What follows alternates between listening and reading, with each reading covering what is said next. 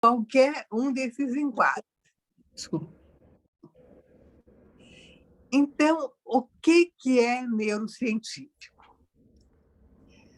Neurocientífico é tudo que diz respeito ao funcionamento do cérebro, porque o cérebro é o órgão executor e organizador mais importante do nosso corpo. Sem o cérebro não se faz nada, não se sente, não se pensa, não se acha. Então, vamos colocar o cérebro assim como centro disso tudo e vamos entender um pouco como que o cérebro conversa com o corpo para produzir as respostas necessárias à nossa sobrevivência. Quando eu falo de sobrevivência, eu estou falando assim de um conceito muito amplo.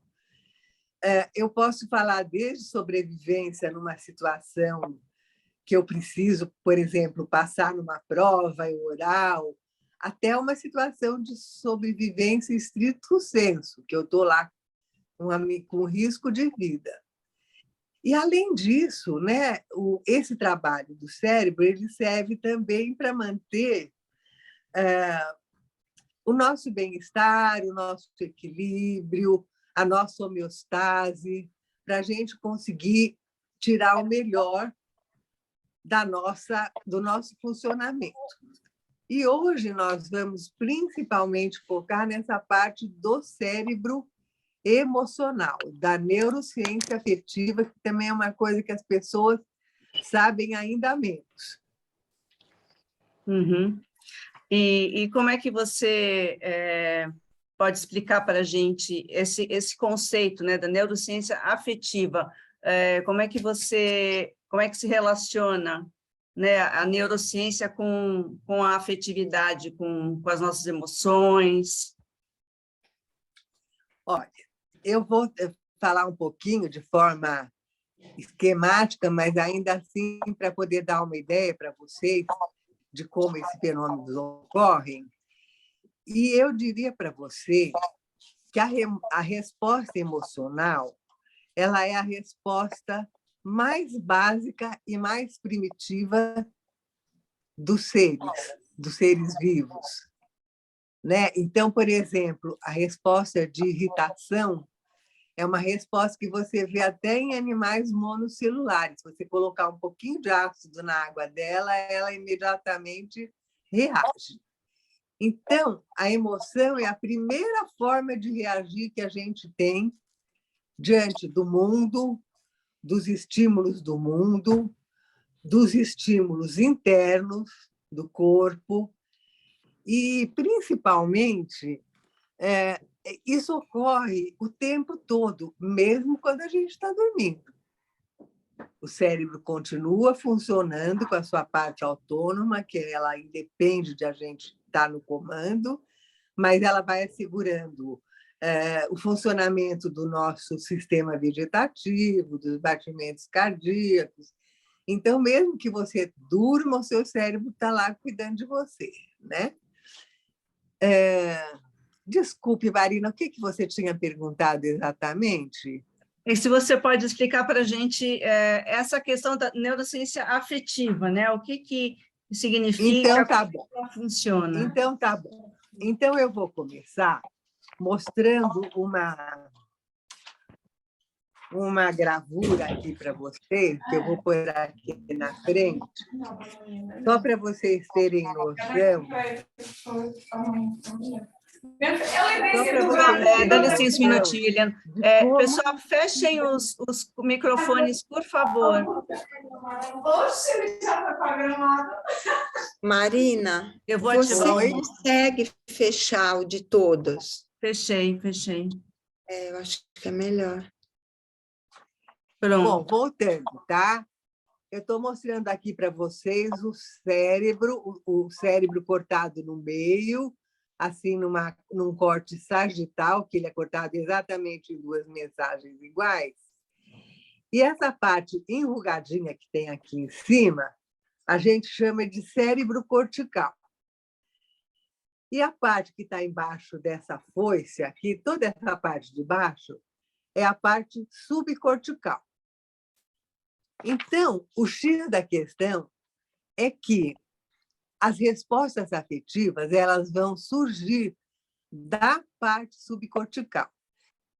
Por que isso? Porque o nosso cérebro, ao longo dos anos, o cérebro humano foi evoluindo. E ele foi evoluindo de baixo para cima. Foram sendo desenvolvidas novas estruturas que foram se colocando em cima das outras, até chegar nessa parte mais nova do nosso cérebro e mais nobre, chamada córtex pré-frontal. Então, isso quer dizer o seguinte: quanto mais embaixo no cérebro for a resposta, mais emocional afetiva ele é. Quanto mais alto, mais componentes cognitivos ele terá. Agora você pode perguntar para mim, mas Eliana, o cérebro ele funciona só de forma cognitiva ou forma afetiva? Não. Geralmente o cérebro funciona com um misto com as duas respostas. Por quê? Porque o cérebro ele tem ligação, essas duas partes conversam entre si o tempo todo, com mensagens ascendentes e descendentes, e eles vão construindo essa teia de afetivo e cognitivo. Porque se você não tiver essa mistura de cognição com afeto, você não está funcionando como um ser humano mais ou menos íntegro, né? Então, vamos dizer, eu posso ler um texto e esse texto, eu estou interessada no assunto, e eu vou ler o texto mais com a minha parte cognitiva, mas à medida que eu for lendo, eu for apreciando o que está no texto, as minhas emoções também vão circular. Então, a gente tem sempre essa mistura desses dois componentes. Na parte superior do cérebro, que é essa parte que vem aqui para frente, chamada córtex pré-frontal, que é a parte que se desenvolveu por último, ela é uma parte do cérebro que serve para aquelas funções mais sofisticadas: pensamento, abstração, conceitos, organização, possibilidade de prever no tempo, e também um aspecto muito importante do córtex pré-frontal, que é a inibição, que me permite sustar uma resposta, interromper uma resposta, quando ela não for adequada para aquele momento. Mesmo que ela seja real, verdadeira, tem coisas que a gente não deve dizer numa determinada circunstância. Então, quando o córtex pré-frontal está funcionando bem, isso funciona. E a gente sabe de muitas pessoas que têm muita dificuldade para usar o córtex pré-frontal e que falam coisa que não deve, que comete sincericídios, como a gente fala, que vira a mesa, e às vezes cria situações sem retorno depois, porque causa uma tal comoção que não tem como retomar aquele vínculo. Entendi. Então, essa seria a parte. Então, o bebê, vamos pensar no bebê, porque o cérebro humano, durante o seu desenvolvimento, ele repete um pouco essas etapas da evolução. Então, o bebê pequenininho, ele é só emoção. Ele chora, ele mama, ele faz cocô, e ele não fala, porque o falar, gente, é uma característica do córtex pré-frontal, mas isso só vai acontecer lá na frente da evolução da pessoa.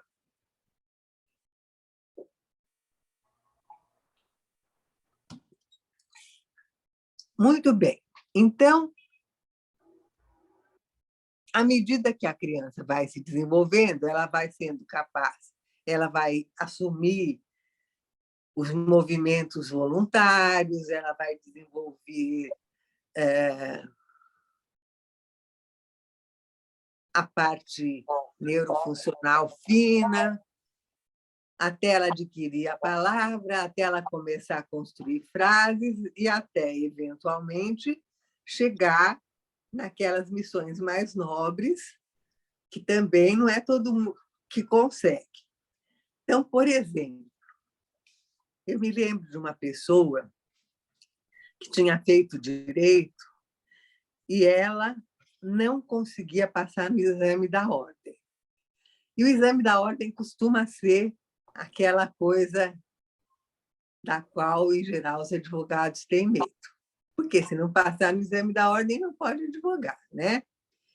E o que o exame da ordem tem de tão especial? Ele vai trabalhar com conceitos abstratos. Então, não adianta eu desenvolver uma decoração total de um texto se eu não souber manipular aqueles conceitos abstratos. Eu não vou conseguir desenvolver o meu raciocínio. Então, isso é uma coisa muito séria, porque acho que, hoje em dia, a gente não trabalha muito no exercício dessas coisas abstratas nas escolas. Isso acaba sendo uma deficiência de muitas pessoas, de muitos alunos, né?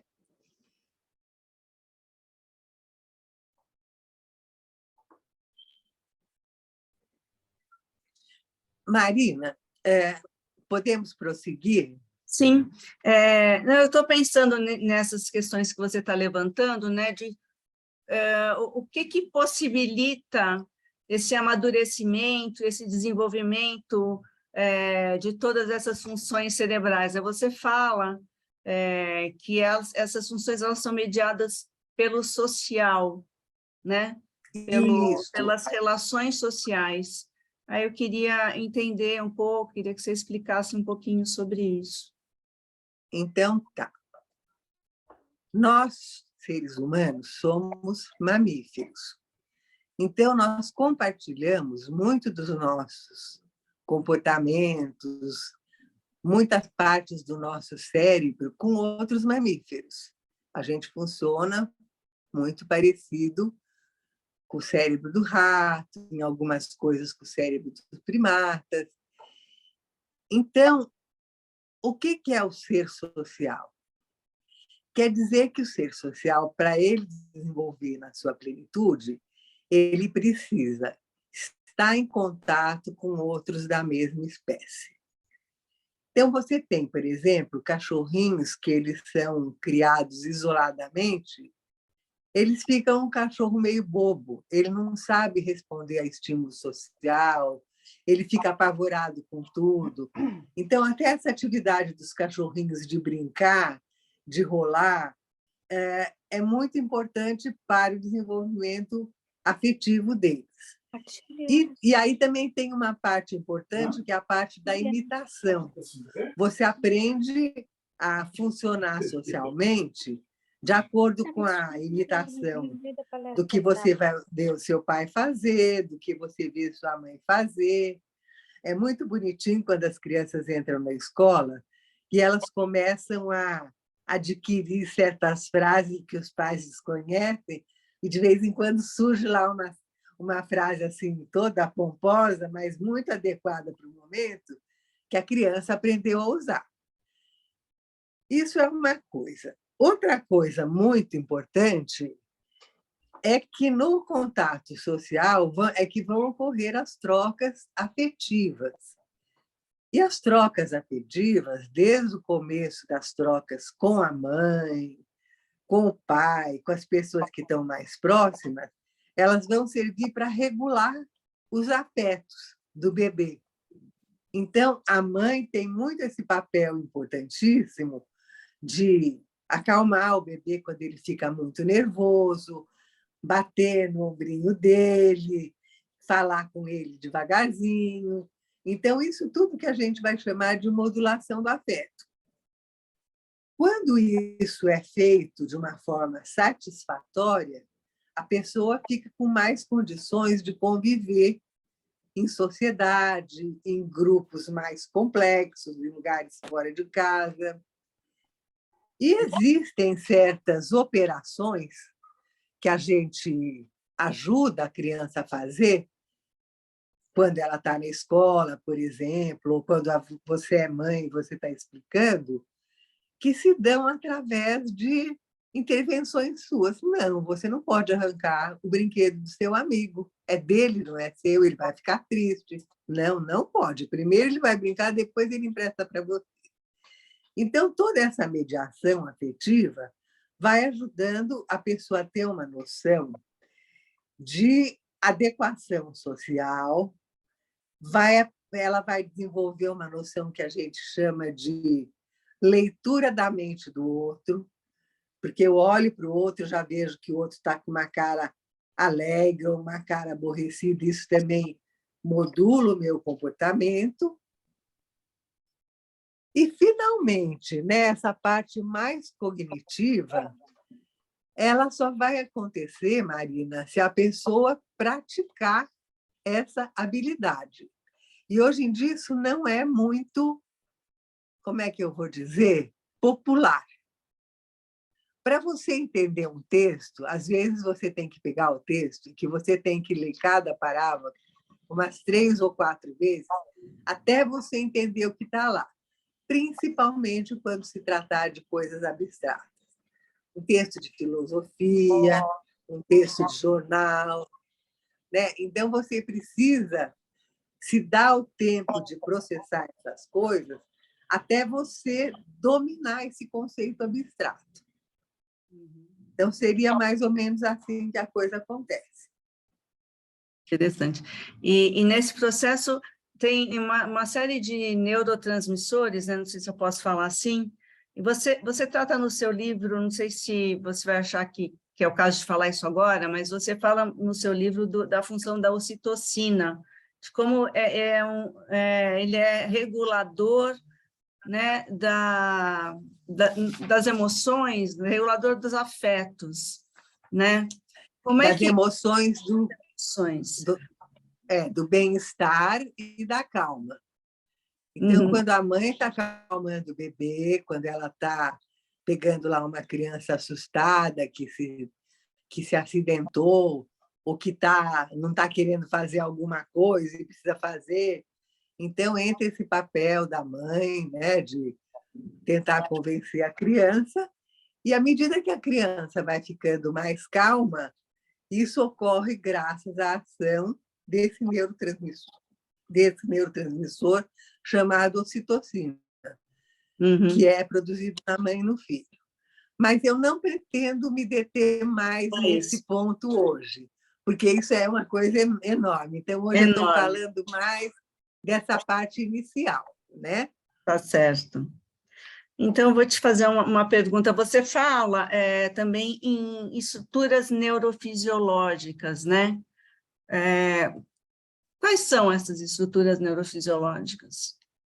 Olha, então vamos voltar para o conceito de neurociência. Neurociência é a forma pela qual o cérebro conversa com o resto do corpo, com o mundo, com as demandas. E o cérebro, se vocês entrarem em qualquer página do Google, vocês vão ver que o cérebro tem várias estruturas diferentes, principalmente neurônios, que é a célula por excelência do cérebro, né?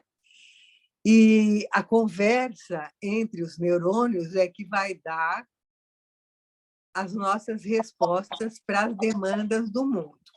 Então, eu trouxe aqui até um outro desenhinho para ajudar vocês a entenderem. Eu fiz uma analogia entre a via neural e uma linha de trem. O que é via neural? É aquele caminho que a mensagem vai sair do cérebro e vai percorrer todo esse caminho dos neurônios até chegar no ponto onde ele vai realizar uma ação. Então, vamos olhar aqui, ó, gente. Eu fiz uma estação de trem com duas estaçõezinhas e mais o ponto final, tá? Então, o trem, ele é a mensagem neural. Ele que vai atravessar a linha neural, tá? Essas duas estaçõezinhas de trem que são, na verdade, muito mais do que isso, são os neurônios ou grupos neurais. Então, o trem, quando ele sofre o impulso, o estímulo, ele sai da estação e ele começa a percorrer essa via neural e ele vai de estação em estação.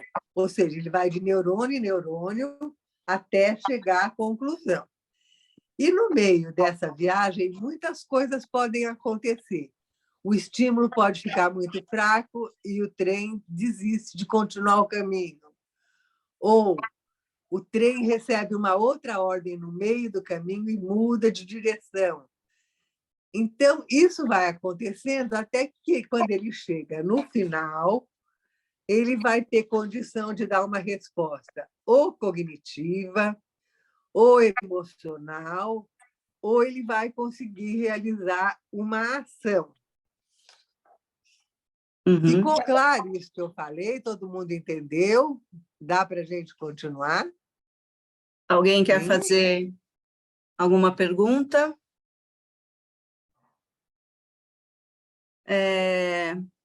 A Joyce, Posso falar? Joyce está com a mão levantada. Tá. Posso falar?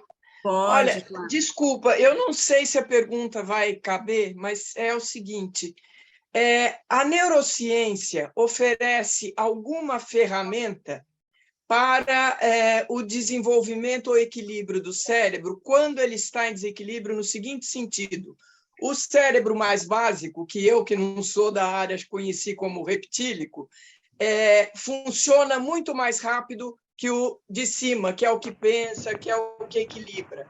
Quando isso está desequilibrado, a neurociência tem alguma ferramenta para fazer esse equilíbrio?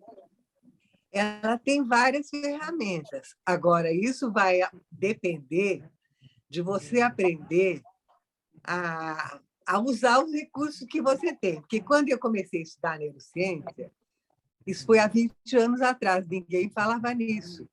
Eu tive uma formação psicanalítica. E, à medida que eu fui aprendendo neurociência, eu comecei a identificar várias coisas, e isso me permitiu manejar no consultório algumas situações. Eu trouxe um exemplo para vocês, para, quem sabe, ajudar um pouco mais a gente a pensar. Esse é um exemplo prático, né? Esse fato ocorreu comigo outro dia. Eu estava num supermercado. Como? Alô? O que está acontecendo aí? Teve uma interferência, já estou ativando o mudo aqui. Ah, tá bom. Eu estava no supermercado, empurrando lá o meu carrinho, procurando alguma coisa na prateleira, quando, de repente, eu vi uma mulher vindo na minha direção de uma forma meio acelerada. E ela estava com uma cara muito brava e ela estava olhando fixamente para mim. Levei um susto, porque eu não conhecia. Ah, sim, a mulher estava sem máscara e eu estava de máscara. E ela veio vindo, e eu tentando processar quem é essa pessoa, de onde é que eu conheço, acho que eu não conheço, até que ela chegou muito perto de mim e ela fez assim com o dedo e falou assim: "Você viu o preço do azeite?" E aí eu fiquei assim, meio sem saber o que fazer, né? Falei: "Ah, sim, está claro, não sei o que lá." E ela foi embora e eu me aliviei, porque eu fiquei um pouco assustada com a reação dela. Eu não sabia o que ela tinha, se ela ia me agredir, se ela ia... o que ia acontecer. Então, essa é uma situação em que a gente vê uma pessoa que tem um estímulo cognitivo, que é o preço do azeite subiu. E esse estímulo cognitivo imediatamente se transformou num estímulo emocional muito poderoso, porque essa situação que eu vivi não é uma situação normal. A pessoa que está lá preocupada com o preço do azeite, se eu estiver do lado dela, pode falar assim: "Nossa, você viu como subiu o azeite?" Ou então ela pode procurar um azeite mais barato, ela pode tentar lidar com a situação de outras formas mais cognitivas. Mas ela estava tão tomada por aquela situação que ela falou comigo, que ela nem sabia quem eu era. Ela me chamou de você, ela nem sabia que idade eu tinha, porque eu estava de máscara. E o que é mais interessante foi a necessidade que ela teve de falar com outro ser humano. Eu fui a primeira que apareceu na frente dela. Por que ela falou comigo? Por que ela se dirigiu para mim? Porque a gente é ser social. E quando eu estou muito nervosa, muito ansiosa, muito assustada, eu quero que um outro ser humano me ajude. E aí vai depender da receptividade do outro ser humano ou não, que a minha ansiedade baixe. Então, por exemplo, se eu sou uma pessoa acessível, bondosa, paciente, eu vou parar e vou conversar um pouquinho com a pessoa e tudo, e ela vai se dar por satisfeita. Se eu não der bola para ela, provavelmente ela vai ficar frustrada. E se eu responder de uma forma negativa, ela deverá ficar brava. Então, isso é mais ou menos o que acontece com a gente em termos emocionais. Por que eu estou me detendo nisso?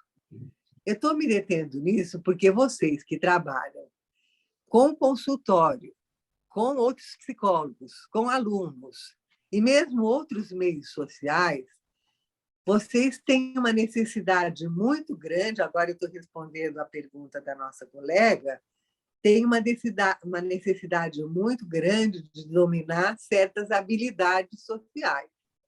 E uma delas é ter a percepção do outro, ter a escuta do outro. Então, isso é uma coisa que eu trabalho bastante com os professores que eu estou atendendo, é assim. O aluno está com uma cara cabisbaixa, olhando para baixo, não presta atenção na aula, não responde. Quando a aula acabar, vai falar com ele, está tudo bem com você hoje? Né? Estou achando que você está meio chateado. Então, às vezes, um cutucãozinho assim serve para a pessoa se colocar e ela vai ter um grande alívio e vai se sentir acolhida. Então, isso é uma coisa que a gente tem que aprender com o exercício de observar. Num grupo, como é que as pessoas funcionam, qual é o que fala o tempo todo, qual é que nunca fala, qual é que está sempre de contra. Então, você vai aprendendo a identificar as características e, claro, que isso permite ou favorece que você lide com o grupo de uma forma melhor. Tipo assim, oi, fulaninha, você não falou nada hoje. O que você acha disso que a gente está falando? Chama a pessoa para conversa. Então, vamos lembrar sempre dessa coisa da sociabilidade. Em escolas que a gente atende, a gente tem muito essa questão do aluno que não se adapta à classe, da aluna que sofreu assédio sexual em casa, do aluno que o pai morreu na epidemia de Covid. Então, a gente tem algumas situações que são muito sérias. E se aquele que convive diariamente não der suporte, essa pessoa vai ficar muito mal. Então, essa seria uma importância da gente aprender o que é adequado falar, até que ponto eu devo insistir para a pessoa falar ou eu devo ficar na minha se ela não quiser se aprofundar no assunto. Então, é uma coisa assim, muito de filigrana, muito delicada, de saber como que você vai lidar com aquilo. Uhum. Sim. Isso é empatia, né, Eliana, também, a gente exercer essa empatia, né, com as pessoas. E eu queria entender, mas assim, em termos... Eu tenho uma pergunta que é lá de trás, não sei se você vai se importar de eu voltar. Não, pode falar. Pensando nas pessoas que não têm essa contenção, né, que cometem, falam demais, que não se contêm, e queria entender, assim, em termos da neurociência, como é que a gente pode entender esse tipo de funcionamento? Olha, a gente pode entender esse funcionamento em vários níveis. A gente pode entender num nível mais genético, que a pessoa veio de uma família em que todo mundo é estourado, todo mundo grita, todo mundo fala alto, né? E a pessoa não tem a oportunidade de desenvolver outra forma de se relacionar. Ou ela tem a ver com as circunstâncias de vida e os locais onde ela foi obrigada a conviver, onde, para sobreviver, ela tinha que funcionar desse jeito. E você também tem um aspecto cultural que eu acho assim, muito interessante. Eu tenho assistido muitas séries de nacionalidades diferentes. E tem algumas nacionalidades onde a agressividade física é muito mais presente no dia a dia. Para um cara socar o outro, não basta muito. Tapa no rosto, também uma coisa assim que eu fico muito espantada, mas parece que é mais ou menos comum. Uhum. Ou se você assistir um filme em inglês, você vai ver pessoas todas muito contidas, com a voz sempre uma entonação conhecida. Então, vai ter um aspecto que também é mais cultural. Agora, a gente tem alguns casos mais complicados de problema com o córtex pré-frontal, que é o seguinte: algumas pessoas têm uma diferença anatômica no córtex pré-frontal. Então, é uma área que tem menos circunvoluções, então ela processa mal a resposta emocional e ela estímulo-resposta. Recebeu, voltou. Uhum. Aí você fala, mas isso é possível ser modificado? É, só que é trabalhoso. Você Interessante. tem que ajudar a pessoa a falar, olha, você não tem um estômago emocional. Você recebe a coisa, você já vomita a resposta. Você não para perceber, para ver o que aquilo te causou, processar e daí dar a resposta. Mas entre a pessoa ouvir isso e ela descobrir como é que isso funciona dentro dela, vai levar algum tempo, vão acontecer mais episódios, até que um dia ela, de repente, vai se ver numa situação na qual ela responde de forma contida. Aí ela fala, nossa, o que eu estou fazendo, né? Então, isso é possível, sim. Você tem como treinar uma pessoa para desenvolver mais seus aspectos cognitivos e conter esses aspectos mais primitivos e impulsivos, que são as respostas que vêm lá debaixo do cérebro. Interessante. A gente pode pensar aí, não sei se numa plasticidade do cérebro também, ou é uma questão só cognitiva, mesmo de aprendizado, de treino? Então, aprendizado é o uso do cérebro. Mas existe Quando uma... você aprende, quando Desculpa. você aprende uma coisa nova, você vai desenvolver um novo caminho neural. Novo caminho Quando eu neural. falo caminho neural, gente, isso é uma coisa concreta. Eu não estou falando de uma metáfora.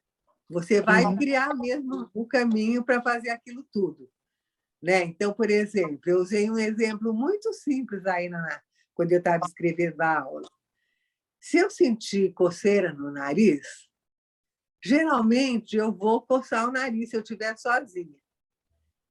E às vezes eu nem percebo que eu cocei o nariz. Mas se eu estiver dando uma aula formal, tudo, e eu tiver coceira no nariz, talvez eu iniba a resposta e aguente a coceira, porque eu estou falando para outras pessoas, eu tenho que estar um pouco mais formal, e não posso ficar coçando o nariz, né? Então, isso seria o processo de modulação da resposta. Uhum. Certo. Agora, essa possibilidade de você esperar para dar resposta também vem da regulação do afeto na infância. A criança fala, espera, ainda não está na sua vez. Primeiro o amigo vai falar, depois você fala. Então, tudo isso também é modulação social. Uhum. Com certeza. Com certeza. Eu fiquei com uma dúvida num texto que eu li seu. Queria entender também se você acha que respostas mais impulsivas, elas são sempre culturais. Não são sempre culturais. São genéticas, são, às vezes, assim, do nível cultural menor, como a família, por exemplo. A gente não tem nada que é em estado puro no corpo, tudo é uma mistura, né, de influências. Tem razão. Alguém quer fazer alguma pergunta até por enquanto? Pode falar, Bia. Felipe Dávila, do Novo, e Simone Técnico PB, tem 17% de rejeição, cara. 16%. Vocês que trabalham bastante com família, né? Eu, no momento, estou trabalhando com bastante crianças. E eu acho que hoje as crianças têm, além da pandemia, elas tiveram um impacto de uma, talvez, maior necessidade de trabalho do casal, né? Pai, mãe, enfim, das pessoas, dos responsáveis, ficando na mão de outras pessoas, e essas outras pessoas, as babás, no geral, assim, colocando essas crianças muito na frente de desenhos e de laptops, porque isso a criança fica quieta e fica quieta, né? Fica ali naquele mundinho, não fica perturbando as pessoas no entorno. Mas eu tenho sentido que isso está trazendo um prejuízo gigantesco para essas crianças, porque justamente essa modulação, essa questão do contato com a família, e que essas emoções vão sendo reguladas através do contato dos pares, né? Quer dizer, dos mesmos seres sociais, não é da criança com cachorro, da criança com passarinho, e nem com laptop, né? Eu queria que vocês falassem um pouquinho o que vocês estão percebendo, se vocês já chegaram a perceber. Algumas pessoas não sabem, eu falei que eu sou fono, né? Então, assim, eu vejo de um outro lado, mas está me preocupando muito, porque as crianças não têm essa troca, não existe mais essa troca social com a família. É muito cada um no seu universo, cada um com seu iPhone, qualquer coisa, iPad, enfim. E com demandas reais, às vezes, de muita necessidade de trabalho que muitas famílias podem ter mesmo, entende? Mas está dando um prejuízo que, assim, 40 anos que eu trabalho, 41 anos que eu trabalho com fonoaudiologia, é o momento que mais me preocupa no desenvolvimento dessas crianças. Olha, eu vou fazer algumas considerações sobre isso que você falou. Aparentemente, a vivência do contato com as coisas de tela foi bastante diferente para crianças de classe média alta e para crianças de escola pública. Nós atendemos crianças e adolescentes de escola pública. Sem dúvida, o pessoal de escola pública passou por uma carência de informação, eles ficaram perdidos, soltos, os professores ficavam desesperados porque não sabiam como atingir o aluno, muitos não tinham computador, muitos não tinham smartphone, ou quando tinha, era do pai que emprestava à noite para a criança fazer o exercício. Então, aí também o impacto da pobreza é muito forte, né? Agora, por outro lado, as crianças que puderam ficar com suas famílias, essa experiência foi uma experiência que variou. Algumas famílias se beneficiaram muito de ter contato mais próximo com os filhos, de estar o dia inteiro próximo. E aí eu pergunto para vocês, é culpa de quem que as crianças ficam enfiadas na televisão o dia inteiro, ou no computador, ou nos joguinhos? Porque se eles estão com os pais em casa, será que é então só função do professor trazer essa experiência social para eles? E aí a gente vai esbarrar numa coisa complicada, que é o tanto que o pai e a mãe trabalham hoje em dia, e que trabalham em casa, e as crianças ficam lá meio por conta própria. Então, isso variou muito de família para família, né? Mas você tem razão, essa convivência... Então, Eliana, mas mesmo nas classes menos favorecidas, né, justamente pela carência de oportunidade de ter um laptop, um celular próprio e tal, também essa troca com a família acabou não acontecendo, porque quando o pai chega ou a mãe chega, aquele celular, de que geração seja, não importa, é o elemento de trabalho, é o elemento possível de contato. Então, a criança que já passou o dia longe da família, porque o pai está trabalhando, a mãe está trabalhando, quando chega, ela também não vai ter essa troca nesse contato social. Ela vai pegar o celularzinho do pai ou da mãe e vai tentar buscar... Vai ligar para o amigo, né? Vai fazer a parte social dele via telefone e vai tentar buscar o que ele pode em termos pedagógicos ou educacionais, né, de acordo com cada faixa etária. Então, esse prejuízo, eu acho que foi global, entende? Independente com balanças diferentes, mas que foi global, porque não existe, muitas vezes, esse contato, entende? Independente dos motivos de cada família, de melhor poder aquisitivo ou na faixa da pobreza e de grandes dificuldades, esse contato ficou muito prejudicado. E hoje em dia também a gente tem muita a conformação da família que tem um filho só. Aí é mais complicado ainda, porque ele não teve com quem brincar dentro de casa, né? Então, a gente está falando de crianças que estão em fase de formação. Mas teve muito adolescente também que ficou deprimido, porque não podia encontrar os amigos. Foi uma situação muito difícil. Mas, uma vez que ela nos foi dada, agora a gente tem que saber como que vamos tocar daqui para frente. Né? E talvez uma resposta seria dar uma ênfase maior para a conscientização das relações sociais.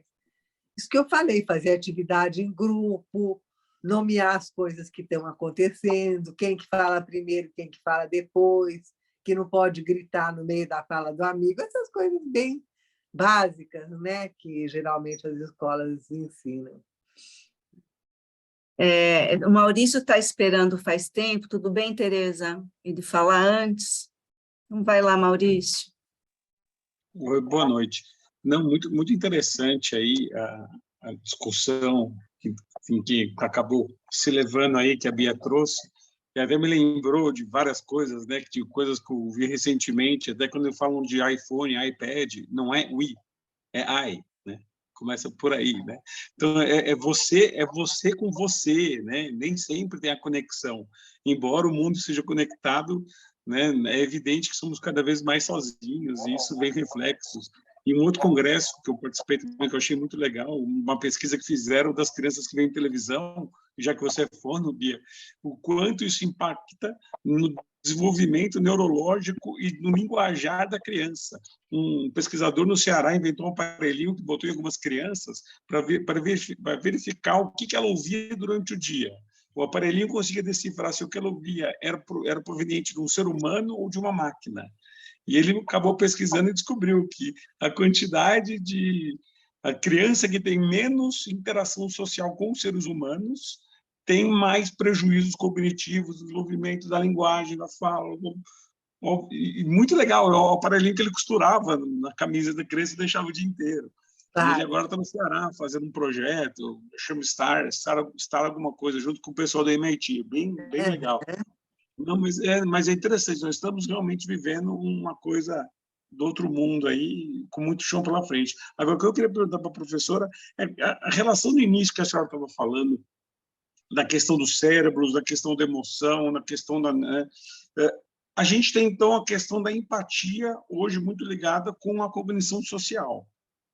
E há quem vá encaminhar que a empatia e a cognição social pode ser, a regulação emocional pode ser a chave para a gente tentar melhorar diversos distúrbios, seja em crianças com TEA, seja em crianças com TDAH, seja em crianças ou até adultos, hoje que já está uma prevalência, já está mudando até um pouco.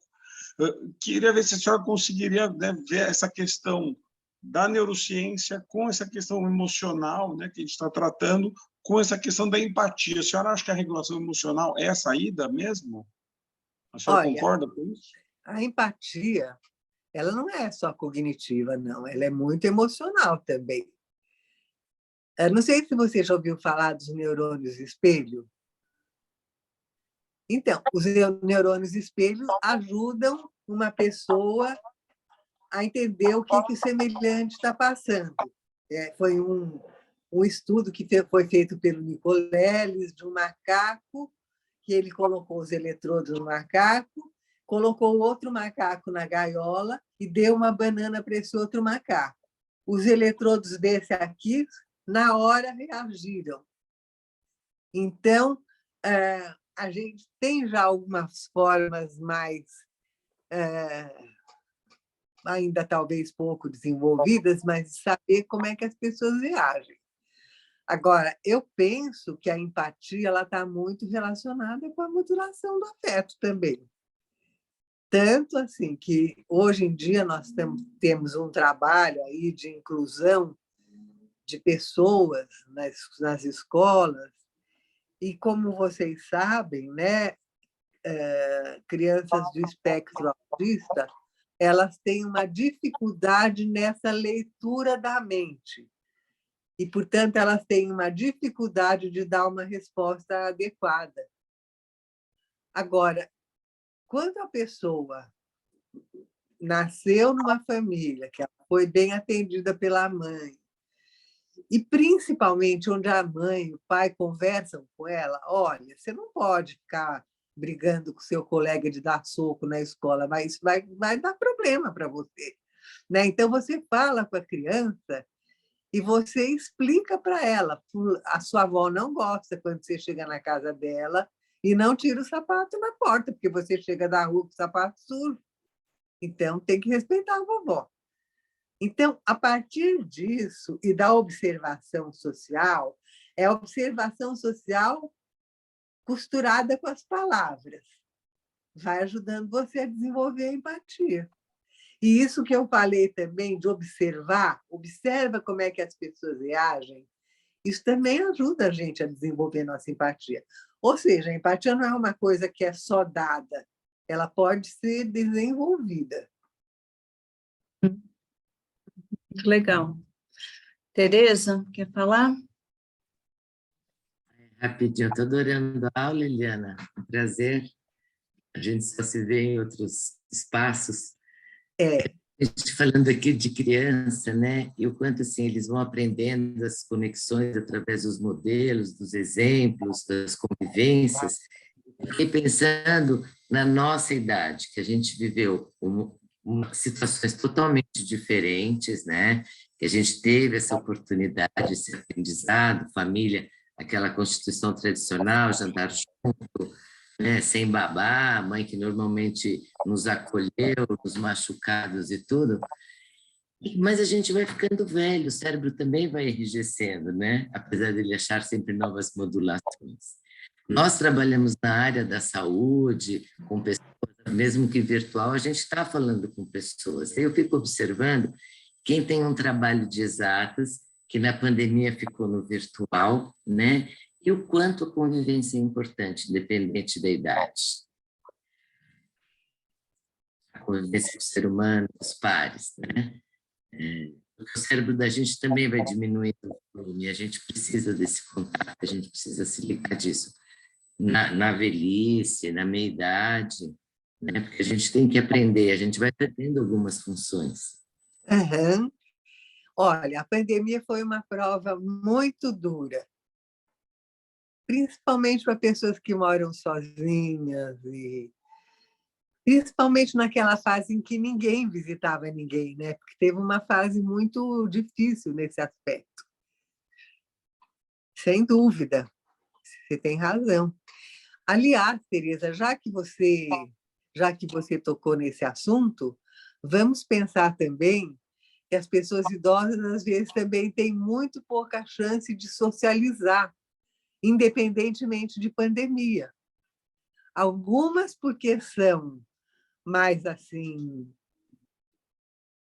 recolhidas, inibidas, e outras por pura falta de oportunidade ou porque não há demanda social que engaje a pessoa com mais idade. Isso está mudando porque nós somos a primeira geração que está com 70, 75 anos, 80 anos trabalhando. Mas que os filhos não estão cuidando da gente e não vão cuidar. Mas isso são, vamos dizer assim, desafios do mundo contemporâneo, né? E como o Maurício estava falando, a gente tem que partir para a pesquisa, tem que descobrir o que funciona e tem que botar a roda para andar.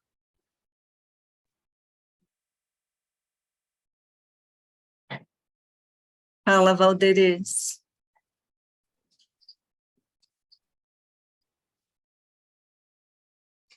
Pode falar, Valderez. Está conseguindo? Tá. Consegui. Oi, Eliana. Oi, Val. Tudo bem, né? Bom, esse é um assunto inesgotável. Esse é um tema que, à medida que vai se pensando e falando a respeito, mais questões estão sendo levantadas nas nossas cabeças, né? Mais questões a gente tem, e perguntas e talvez poucas respostas, ou respostas incompletas, né? Eu fiquei pensando, e tenho pensado, sabe, Eliana, desde que eu li o seu livro, que eu adoro muito, a ocitocina, e tenho indicado até para o meu grupo, e estava pensando na possibilidade da conversa entre a psicanálise e as pesquisas atuais, como a ocitocina, não é? E o campo que ela também abre. Se essa conversa tem sido possível, na sua opinião, e se ela sendo possível, né? Como articular de maneira a se complementar e como fazer isso, vamos dizer assim, na prática? Como pôr isso para funcionar? Vamos conversar, psicanálise e pesquisa. E, por exemplo, a sua pesquisa, como você tem sentido isso? Olha, Val, em 2001 foi fundada a Sociedade Internacional de Neuropsicanálise. Eu estava lá. E, desde então, as pessoas estão tentando fazer isso. Como, né, as dificuldades de contato com os colegas europeus, americanos, é grande, eu fui levando assim a minha vida mais solitariamente, mas eu mesma comecei a perceber, de repente eu estava atendendo uma pessoa, né? Eu falava, nossa, ela tem falta de repertório social. Ela não sabe levar uma conversa em grupo. Ela sabe conversar só no núcleo familiar dela, mas ela não sabe entreter uma conversa. como isso faz falta, se a pessoa vai para certos meios profissionais ou vai para o mundo mais amplo, ela precisa aprender a ter repertório social. Daí eu falava, olha, será que... Porque também eu dou muito pitaco, uma vez que eu sei neurociência, eu falo, você já pensou que você poderia se beneficiar de fazer tal e tal coisa? E aí eu oriento a pessoa e ela vai procurar uma coisa. Então, assim, eu acho que funciona muito na medida em que você começa a perceber o que está acontecendo. Ou, por exemplo, aquela pessoa que dá sempre com os burros na água porque fala quando não devia falar. Aí ela tem que descobrir, ela tem que identificar que ela faz isso errado, ela tem que querer mudar, ela tem que trabalhar na mudança. É um longo processo, mas isso é possível. Graças à plasticidade neural, a gente consegue fazer caminhos novos pelo cérebro. Val, respondi sua pergunta? Eu acho que sim, mas eu queria te dizer também que, do ponto de vista da teoria cognitiva, não é? Nós identificamos essas falhas, essa dificuldade, por exemplo, de não perceber o outro e de poder trabalhar com essa questão, mas isso não implica no conhecimento cerebral, não implica no conhecimento mais da complexidade do funcionamento cerebral. Eu estou sentindo que a sua resposta também poderia se encaixar só do ponto de vista da teoria comportamental, da teoria cognitiva. Uhum. Eu queria chegar um pouco além disso. Quando, por exemplo, como articular os impulsos, né? Ou destrutivos, ou repetitivos, que levam à destruição da pessoa, tal, como álcool, droga, e coisas que tais. E o funcionamento, né? Essa angústia permanente, a insatisfação permanente. Então, pessoa que tem uma ansiedade constante, né? Como você descreve na sua amostra, né? Então, isso tem tanto psiquicamente falando, né? Seu funcionamento emocional, psíquico, funcional, tudo isso, da aprendizagem. São várias leituras possíveis e que podem ser integradas. Mas eu queria especificamente que você, como a ocitocina, né? Com todo esse conhecimento que ela vem trazendo, pode conversar com a psicanálise, com os psicanalistas, e como, vamos dizer assim, integrar esses dois conhecimentos para o melhor resultado. Assim. Uhum.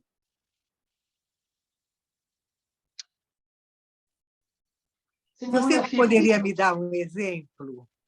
Senão eu poderia ficar com o meu conhecimento. Por exemplo, eu fico sabendo da grande contribuição dos seus estudos, do seu estudo, do seu livro, não é? E de outros que eu já tinha ocasionalmente conhecimento, etc. E tenho uma visão mais psicanalítica da construção da subjetividade do sujeito. Há momentos em que eu fico me deparando.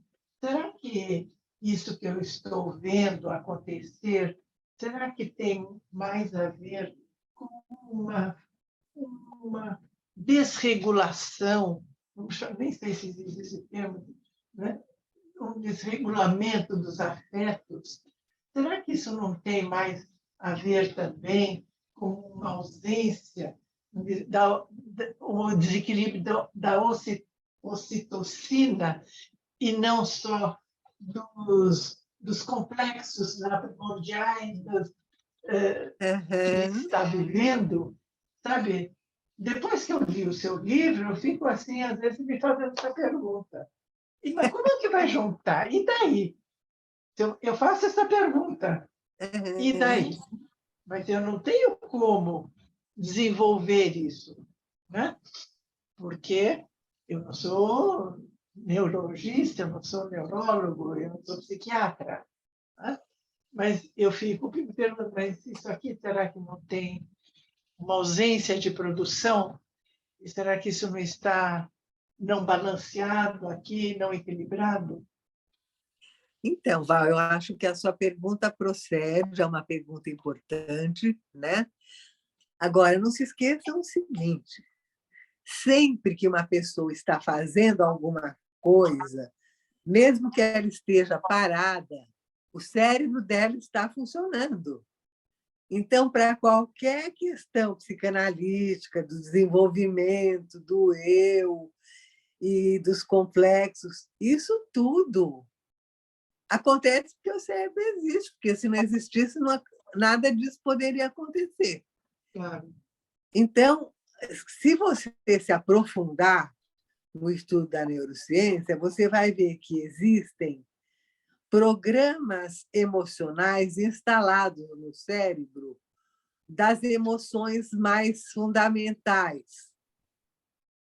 E aí você vai poder observar que no seu paciente... Olha, não sei se você já viu algumas pessoas que são tão dedicadas à família, mas tão dedicadas, que elas acabam se negligenciando e deixam de olhar para si, porque ela sempre tem que estar apagando o incêndio dos outros. Então, essa pessoa ela tem um desconhecimento acerca de si própria, ela não consegue se olhar de fora e ver o que ela está fazendo com a vida dela. Quem está de fora consegue identificar, mas ela acha que aquilo é justificável, que ela tem que fazer daquele jeito. E aí, se você fizer a análise dessa pessoa, você também vai descobrir ou vai levantar hipóteses de por que ela encaminhou a vida dela dessa forma. Pode faltar algum neurotransmissor, e é isso que faz com que os remédios psiquiátricos sejam desenvolvidos. Quando você tem pouca dopamina, quando você tem pouca serotonina, e aí você tenta repor isso de forma química. Sim, pode faltar. Ou pode também acontecer da pessoa ter sido criada de um jeito em que ela não recebeu essa estimulação. Ela ficou muito sozinha quando ela era pequena, ninguém acudia muito ela foi ficando meio perdida, ela sente sempre esse enorme vazio dentro dela que ela não sabe por quê. Então, você vê que tudo está correlacionado.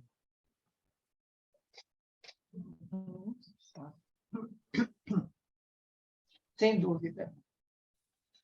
Obrigada. Sem dúvida. Alguém mais tem questões?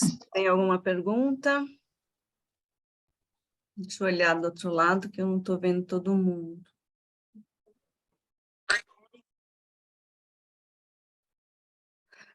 Bom, estamos em 9h15, a gente tinha combinado das 8 às 9.